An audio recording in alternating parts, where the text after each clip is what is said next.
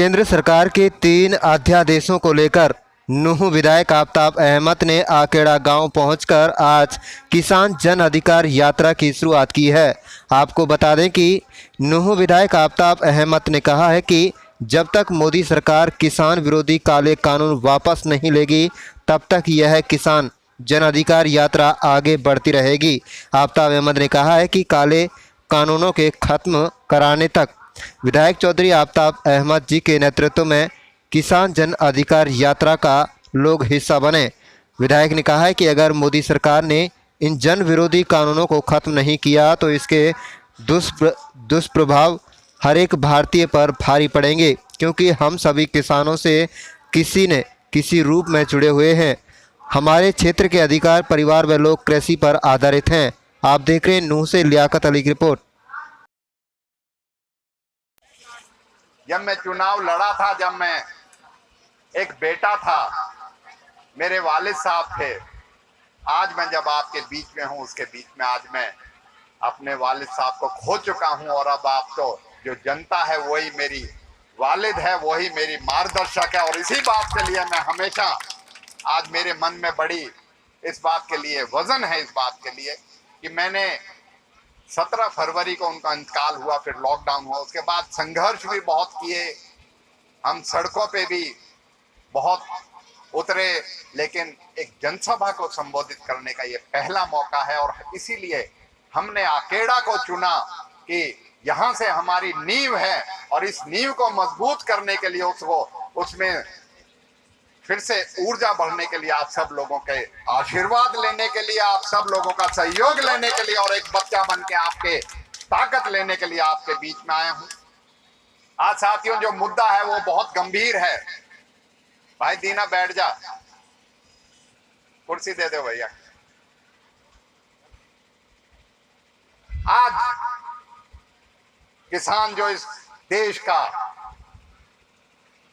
अपनी मेहनत से, अपनी ऊर्जा से जो पेट भरता है, अपनी मेहनत का जो उसके खून पसीने की कमाई से और उसके एवज में जो सोना उगलता है धरती से, आज उसी की आजादी, आज उसी की श्वेतता और आज उसी की गैरत को ललकारने का काम भारतीय जनता पार्टी कर रही है। और हम इस चीज के लिए आपके बीच में आज आए हैं कि हम इस अन्याय को, कांग्रेस इस अन्याय को आपके साथ होने नहीं देगी। उसके लिए हम संघर्ष करेंगे, कर रहे हैं और करते रहेंगे। इस बात के लिए आज आपके गांव, ऐतिहासिक गांव में आकेड़ा में आज हमने इस किसान अधिकार यात्रा का आगाज किया है। आज मैं एक बात कहना चाहता हूं, भारतीय जनता पार्टी इन 3 बिलों को लाके किसानों को गला घोटना, उनके अधिकारों को दबाने का काम कर रही है। आज जिस तरीके से सोनिया जी और राहुल जी ने देश की सबसे बड़ी पंचायत में, देख सकते हो किस तरीके से लोकतंत्र को, किस तरीके से हमारी संवैधानिक जो मर्यादाएं थी उसको तार तार किया गया है। आज हमारे सांसदों अगर उसका विरोध कर रहे थे तो उनके माइक बंद कर दिए गए, उनको सांसद से बाहर निकाल दिया गया, उनको निलंबित कर दिया गया।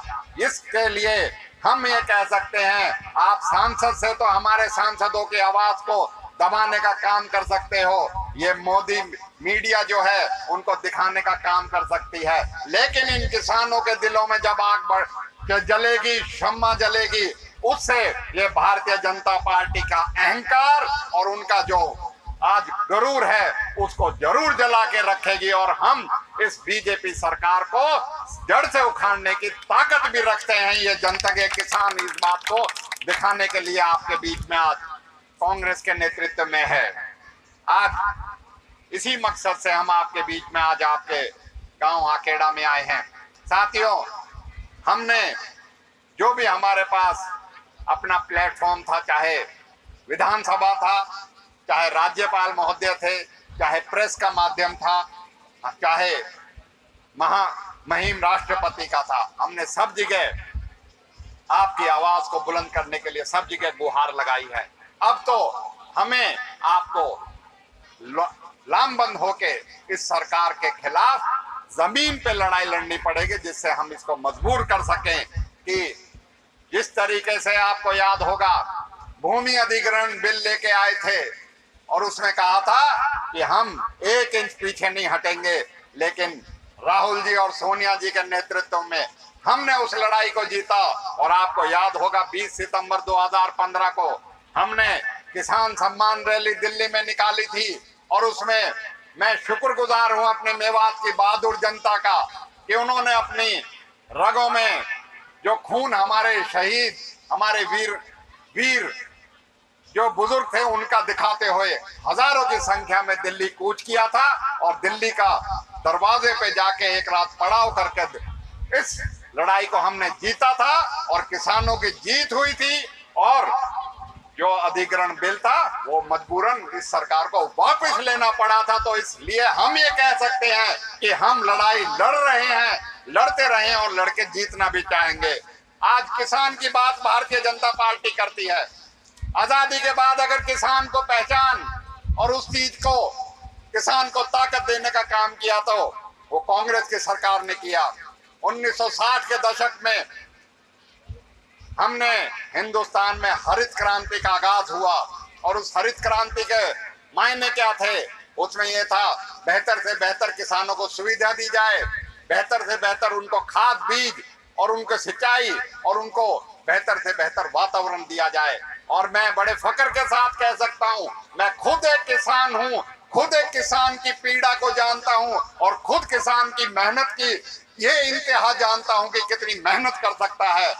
ये वो देश था जो बाहर से अनाज मंगाया करता था। ये बुजुर्ग होंगे, कुछ बुजुर्ग होंगे इनमें से, आपको पता होगा P148 किस्म नाम की किस्म को जो मंगाया जाता था, अमेरिका से, विदेश से इंपोर्ट किया जाता था। गेहूं जब मिलता था इस देश में जब वहां से आता था। आज हमारे किसान ने हरित क्रांति की वजह से इस देश के नहीं, आज हमारे जैसे भारत देश के कई देशों का अनाज उगा के हरियाणा पंजाब के बहादुर किसानों ने करके दिखाया था। और आज इस बात के लिए कहती है बीजेपी सरकार कि हम इनको बेहतर सुविधा देंगे।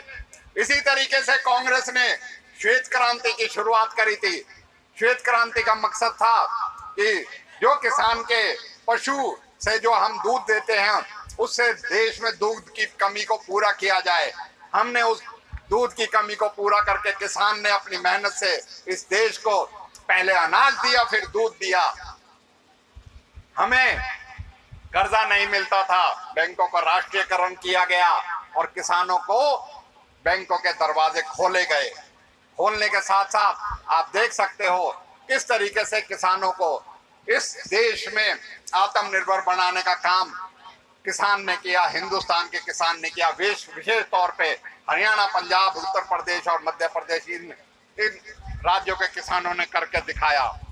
आज आप इस सरकार के कारनामे देख सकते हो। जब बात आती है किसानों के कर्जा माफ की तो कहते हैं सरकार पे खजाना खाली है। लेकिन श्रीमती सोनिया गांधी और कांग्रेस ने एक वादा किया था 2004 में किसानों से, हिंदुस्तान के से, कि अगर हमारी सत्ता आएगी तो हम किसानों का कर्जा माफ करेंगे। और साथियों एक इतिहास है, 2005 में कांग्रेस की सरकार बनी आप लोगों के आशीर्वाद से। 71,000 करोड़ के किसानों के कर्जा माफ किया गया था, जो कि पूरे विश्व में एक रिकॉर्ड है जिसको आप देख सकते हो कि किसानों को बेहतर सुविधा और उनको कर्ज मुक्त करने की दिशा में दिया गया था। और इसी संदर्भ में मतलब हमेशा अग्रणी श्रेणी में इनका योगदान रहा है, इंशाल्लाह आगे भी रहेगा। इनका लिए जोरदार तालियां बजाएं साथियों की। पहली बार इन्होंने एक दिशा दी हमारे इलाके को।